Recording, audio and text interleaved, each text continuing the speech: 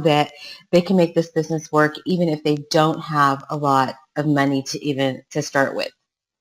Yeah, well, for me, I had zero. I had negative money. I was in so much debt, and I was having to get help from family just to get by when I first started, and but I started with zero. So I looked around the house. I started scanning every single book that I owned, every board game that I owned, every item in the kitchen that was still new that I knew I'd never use, and with that, I was able to start selling and get profits enough to actually go out and then start going to garage sales and thrift stores after that. So I started with nothing and have been able to build it up to a full-time income. Right, and that's the cool thing too, because I remember when the first time I met you was because I was working with DEBRA CONRAD while she was doing her podcast, and she had you come on to talk about the board games, and that was you kind of drill down into that specific niche.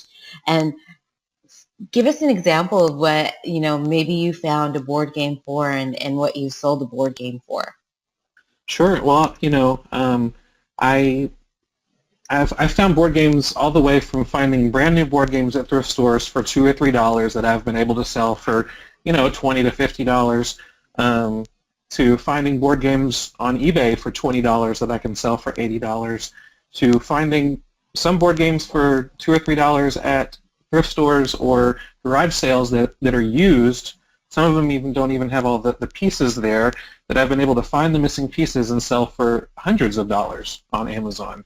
And so I'm at a point now where I probably make hundreds every single week just on board games alone. And so I was on Debra's podcast talking about board games, and I love talking about them. It's a fun little niche for me. I love playing board games with my kids and with friends, and I love making money selling board games. So I loved it so much I decided to write everything I knew about it and put it together in a book, and so yeah, we have the Reseller's Guide to Board Games: How to Turn Play Money into Real Money, it's a pretty awesome book that's helped a lot of people make some good money.